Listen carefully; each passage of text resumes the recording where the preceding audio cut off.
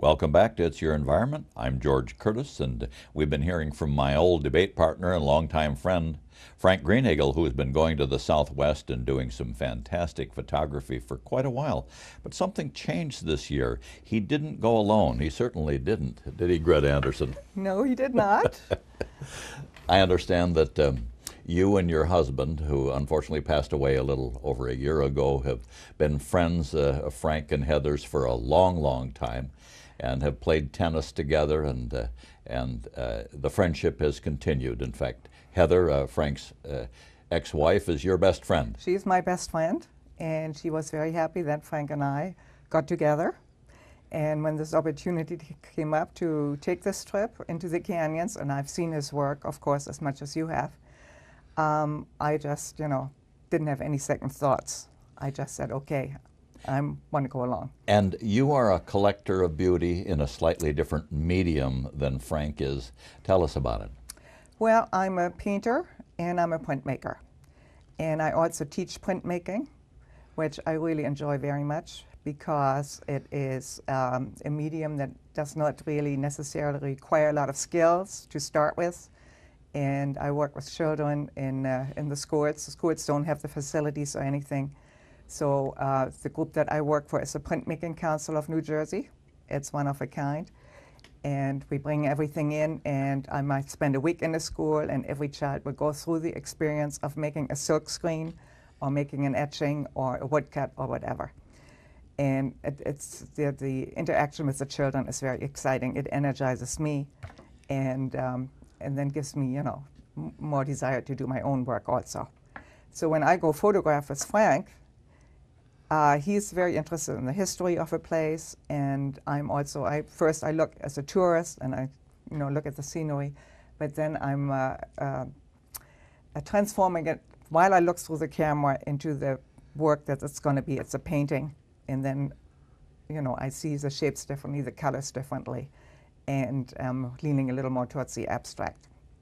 Well, how about this experience of going back with a backpack, not really having any of the comforts of home, and it gets cold at night in the desert.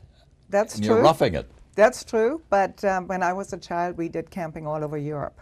That was the big thing. My father was a traveler, and we rented tents, and we would go 2-3 weeks all over Italy, France, Switzerland, whatsoever. So that wasn't new to me, and I don't mind roughing it.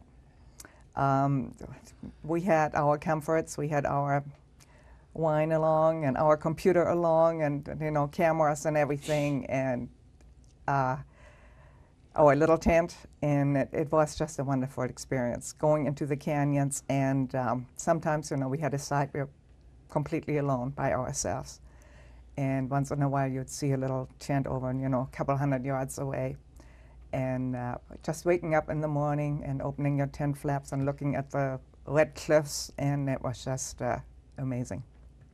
Now, your background is that you're originally from Hamburg, Germany. That's right. At what age did you come to this country? I was 21 because my father wouldn't let me leave before then. That was the age when you became an adult, and I guess he didn't want to be responsible for me when I was so far away. And I came over as an au pair girl. And the first thing I did is I took art lessons. I went to Greenwich, Connecticut, and then I took art lessons, and I've been painting, working in art all along. But then there came a time when I just realized, this modern art, I don't understand what it is. I mean, are they putting something over on us? Nobody understands it. And I really wanted to go to college and study and understand what was going on, what was behind it. And I learned, I found out, and now I love it. And you did go on and get a couple of degrees in this country. I went to Rutgers, Mason Gross School of the Arts. I got a bachelor's degree. And then I went on to University of Pennsylvania and got a Master of Fine Arts. And the thing that really was the exciting part is learning about contemporary art, which is not just, creating an illusion like it used to be before photography, but since photography, there's really no need for that. So it's mostly about ideas. It's an idea behind an artwork, and you always have to figure out what the idea is. And now, Greta, you produce work, you teach work. You actually are headed back east because you've got a show coming up. Yes, I'm in a show, and it's my printmaking professor from the University of Pennsylvania. He retired.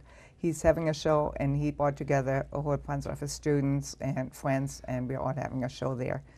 And the opening is on Friday, and I hope to make it back by then to Philadelphia. And when you take a picture, you actually do something totally different than Frank does with that same picture. Yes. Describe that. Well, if I have a big press in my house, in my studio, a big etching press. And what I would do is I will make some monotypes. A monotype is something where you paint on a plexiglass plate. Unfortunately, you have to do it in reverse, because when you print it, it comes out in reverse. So I'm going to do the prints on the plexiglass, put them through the press, and put them on some beautiful paper. And the press does something to the work, which a painter usually can't think of. There's a, it's called the gift of the press. And then it usually is a very exciting piece of artwork. And I probably have a show of that kind of stuff. It's broad areas of color with some abstract details and things, and monotypes, which is a very popular medium. A lot of artists get into printmaking through monotype. A lot of painters get into printmaking through monotype because it's related to painting. Well, this has been a treat. I hope that there's a way that you can get back to Ron Bullock, our producer, some of your work, and so that the folks who are listening to this can actually see what you've been doing. I would love to do that. It is, yes. It is a delight to meet you. It is always a delight to meet Frank, but I've never seen him so happy and excited in his life, and I think that Greta's got a lot to do with that. Thanks for being on the show. It's been a pleasure.